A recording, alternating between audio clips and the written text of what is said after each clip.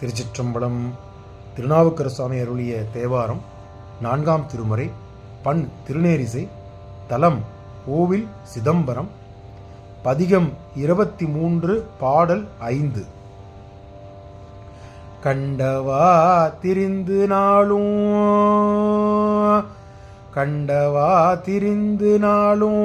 கருத்தினால் நின் பாதம். கண்டவா திரிந்து நாளும் கருத்தினால் நின்றன் பாதம். கொண்டிருந்து ஆடிப்பாடி கூடுவேன் குறிப்பினாலே.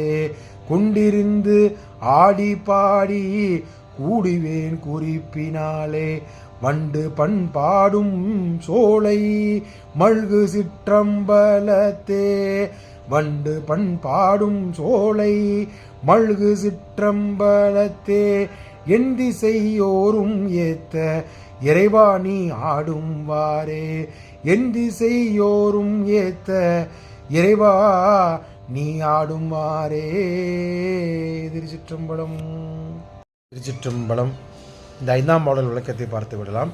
இந்த 5ஆம் பாடலில் சிவபெருமானே பல தலங்களுக்கு சென்று உனது திரு உருவத்தை ஆங்காங்கே கண்டு கழித்து உன் திருப்பாதங்களை எனது கருத்தினை நிலையாகி நிறுத்தி உன் புகழ் கூறும் பாடல்களை பாடிக்கொண்டு ஆடிக்கொண்டும் உனது திருவருள் கூட்டிய வண்ணம் உன்னை நான் கூடுவேன். அவர் என்ன சொல்றார் அப்படின்னா, ஒரு சபதம் மாதிரி எடுக்கிறார். அதாவது எல்லா கோவிலுக்கும் சென்று உனது அருமை பெருமைகளை பாடி ஆடியும் பாடியும் மகிழ்ந்து போவேன்.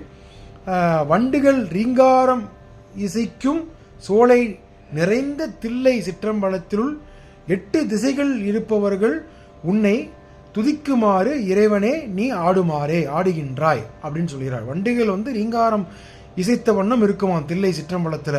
அந்த தில்லை சிற்றம்பலத்தில் நடனமாடக்கூடிய இடத்தில் வண்டுகள் ரீங்காரம் இருக்கும் சோலைவனமாக இருந்ததை இந்த பாடல் மூலமாக நமக்கு அறியப்படுத்துகிறார் அப்பர் சுவாமிகள். அப்படி இருக்கும் தில்லை சிற்றம்பலத்திலுள் 8 திசைகளிலும் இருப்பவர்கள் உன்னை துதிக்குமாறு இறைவனே நீ ஆடுமாறே நடனமாடுமாறே என்று சொல்லி இந்த பாடலை முடிக்கின்றார் அப்பர் சுவாமிகள். திருச்சிற்றம்பலம்.